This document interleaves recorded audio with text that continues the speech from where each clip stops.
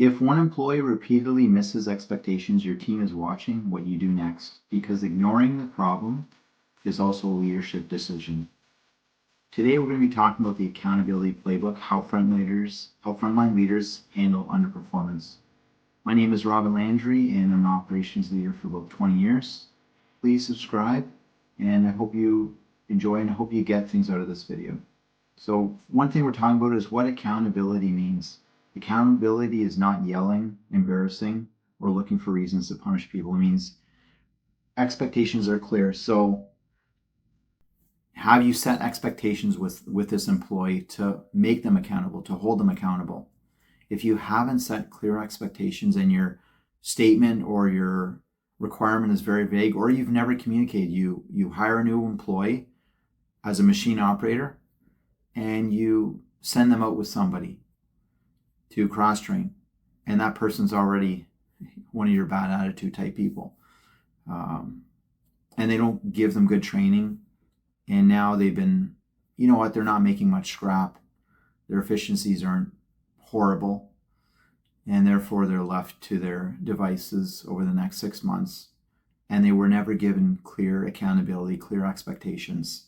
So that's something critical when you hire somebody new, that you're very clear on, okay, on this work package, here's the rate, pieces per hour, or this is how long this setup takes, so that they understand those are expectations on each individual job. It's important the employees understand the standard, they have reasonable support, so when you bring in these new people, that they understand who to go to if they're struggling, if they don't understand. So it's really critical that you explain where the support comes from and if they have any questions. As well, you want to review their performance. So especially for a new person, you're investing a lot of money in training this person. You want to make sure that you're reviewing their performance. So you can start, the first week, have a conversation with them. How are they doing? Do they understand what their expectations are? And saying, okay, you're at 10% efficiency. Let's shoot to be at 20% efficiency next week. So then you can review next week. It's clear you want to see 20%. Maybe they hit 40% because you're giving them a lower expectation than what is truly achievable, to give them, also motivate them so they don't become disengaged. So that's important that you meet and give them feedback. Follow-up happens. So accountability closes the gap between what should happen and what actually happens. So accountability closes the gap between what should happen and what actually happens. That's what accountability. It's the process of closing that gap. That's assuming that what should happen is reasonable and realistic, and it can happen. If it can't, then the accountability process is going to be very difficult to try to close that gap. Why leaders avoid the accountability discussion? They want to avoid conflict. So some leaders, some managers, supervisors, team leads, line leads, they have a personality that avoids conflict, and they don't want to get into having a conflicting conversation with somebody because they got a pretty abrasive attitude. Well, that's going to help you not close the gap between the standard and the reality. So you can't avoid the conflict. If you're a supervisor, team lead, leader, manager, director, line lead, supervisor, if I already said that, you can't avoid that. You're being paid by somebody to do your job. And if you want to continue to avoid it, then you're in the wrong job. But think of it also as an opportunity, that each time you go and have these difficult conversations, it will become easier. I can promise you. You will have some crazy conversations and some easy conversations. Crazy, easy. But as you do more of these, those crazy ones will become easier for you to do. And you'll have less, you'll be less concerned about having those conversations. Think of it like this.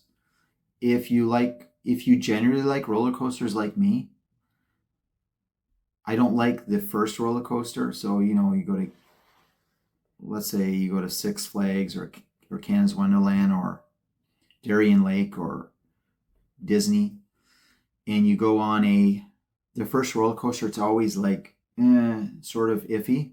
But once you get past that and the adrenaline's going, then you're able to do the other roller coasters much more easily. And by the end of the day, it's very simple.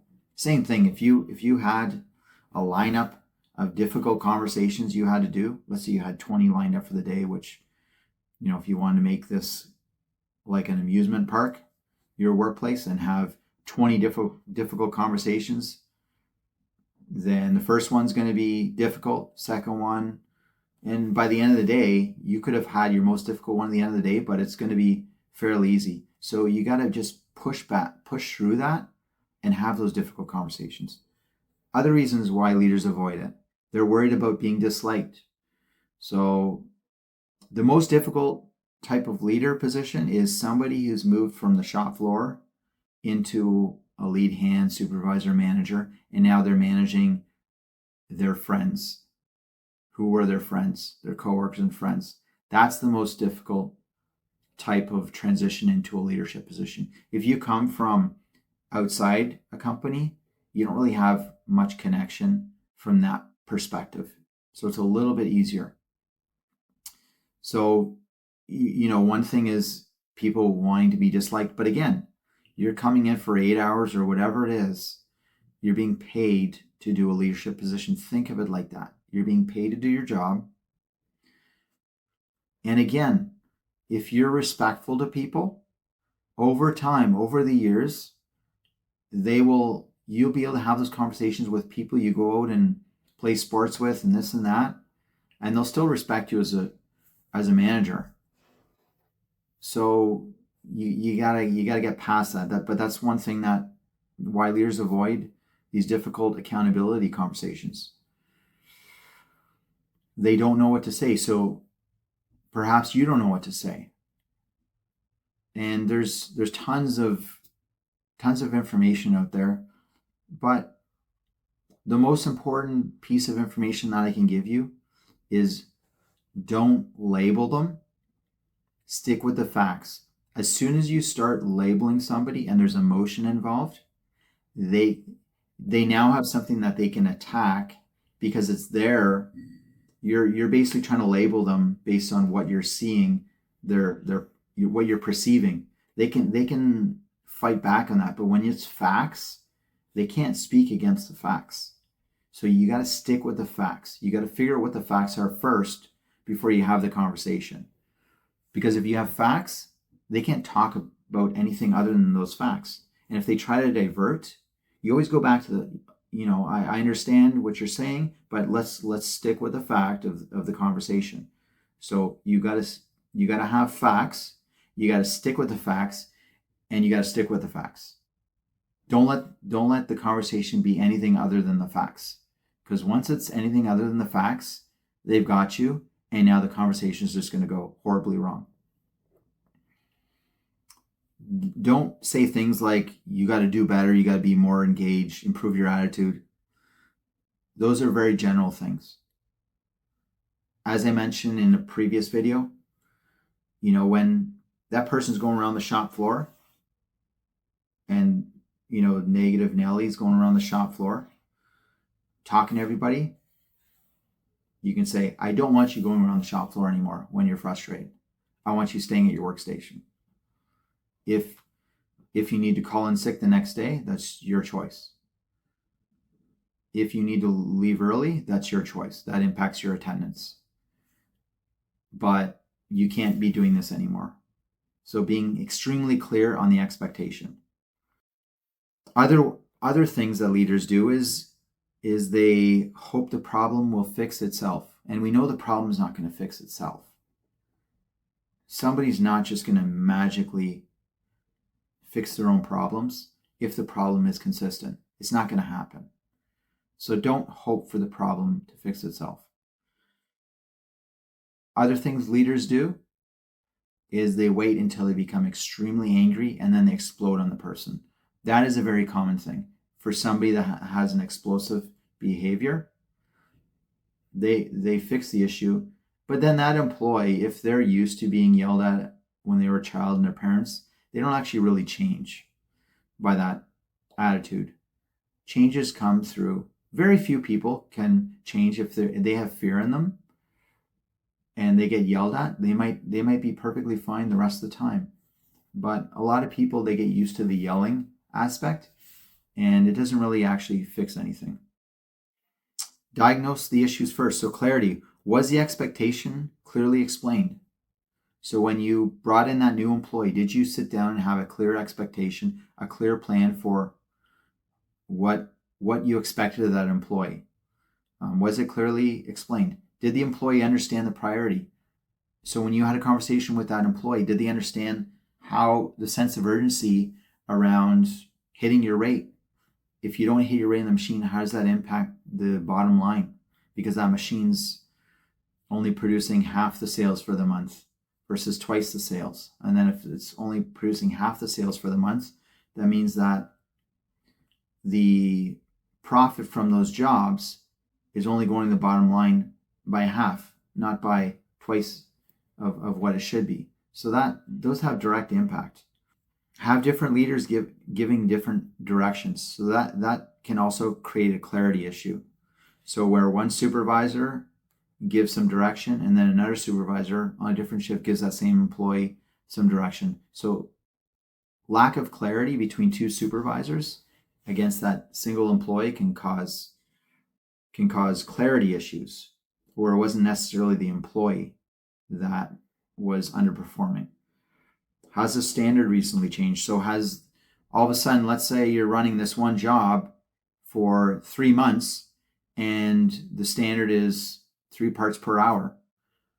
All of a sudden a program change was done. Now you can do 6 parts per hour. The paperwork was never updated. Sure, the employee can see that the cycle time is shorter now, but they're not really going for 6 parts per hour because they don't even know what their rate's supposed to be. They're just doing what they can reasonably do. So that can create clarity issues. Capability, has the employee been trained?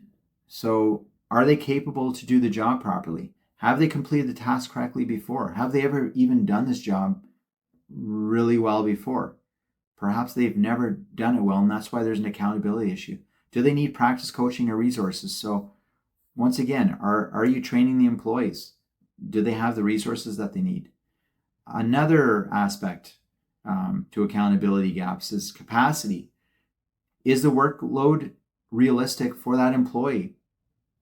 You're asking them to run 5 machines with really high, really short cycle times. Is the workload realistic for that employee? That's another thing to consider. Another thing in terms of capacity, are staffing shortages affecting the results? So is the employee having to pick up for other people's work because of you don't have enough employees, or you're not managing the employees' attendance? There's other employees that are always not showing up. Is the target operationally possible? So once again, going back to standards and efficiency and rates, is that 6 part per hour reasonable? That could be a capacity issue on the accountability gap. Commitment. Does the employee understand the expectation? Do they have the skill and resources? So some similar things. Have they repeatedly chosen not to follow through? That's a critical one. Have they repeatedly chosen not to follow through on the commitment that they gave? So you've got, let's say it's talking about cleaning around your machines at the end of your shift, and they consistently don't do that. They're consistently, repeatedly choosing not to pick up the garbage around their machine for the next shift. So if they're doing that, that's something that's really important to bring up. Are they successful only when closely monitored? So there's lots of people like that, where you put them on a PIP, a personal improvement program. You meet with them weekly for 3 months. They become really good. They're doing excellent. They go back to the shop floor. Once again, you're talking, let's say 200 people within your production department. Not easy to keep an eye on everybody. And then over the next 6 months, they underperform again because they're not being watched. So that can create issues. Let's talk about the accountability conversation. So that conversation where you're going to talk about facts. You're going to talk about the gap between expectation and reality, that accountability conversation. Describe the specific behavior or performance gap. So what's the gap? I want you hitting 6 parts per hour, and currently you're hitting 3 parts per hour. The router shows 6 parts per hour for your operation. That's the gap. Explain the expected standard. So as I already explained, explain the impact on if it's safety, quality, productivity, other employees, or the next shift. So if it's cleaning, how does you not cleaning up or mopping your coolant spill impact the next shift? Because that's a safety issue for the next employee coming in. The productivity, how does it impact the bottom line? Well, if the job's running half the amount of parts it's supposed to, that directly impacts, and now you're not able to cover the cost of the indirect labor, the office staff, the rental of the building, the janitor costs. Ask for the employee's perspective. Ask them questions like, what got in the way? What support do you need? What is your plan to correct it? So ask them for their feedback now. You've explained the gap, the accountability gap. Now ask them for feedback on how are they going to help to close the gap? What support do they need to close the gap? This way you're taking away all the excuses of them not doing their job. So if it's somebody that's intentionally not wanting to do their job because they're lazy or they just don't want to, and they want to just be a negative Nelly all the time, well, you're going to close the gap. And soon they're not going to have things to grab from out of the air. And it's going to get to the point either they're going to conform to the requirement, or you're going to fire them because they chose not to. Or in some occasions, I've had it where an employee doesn't like the fact that they have nothing more to grab from, and they actually resign on their own because they don't like the fact that they have nothing to pull from and that they're being held accountable. Listen to your employees. So when you're having that difficult meeting, listen before deciding what action is needed. Listen to them really, really well before you give the next steps. Agree on a specific corrective action. Okay, this is, I'm going to receive training to get up to 6 parts per hour. And then you set a follow-up date. Okay, next week we're going to follow up. We're going to look to see where your efficiency is at. And also, you want to be specific, measurable. That acronym, I forget it. If somebody wants, they can put in a specific, measurable, improve. Put that in the comments if you guys know what that is. And since we're talking about comments, please subscribe to this video.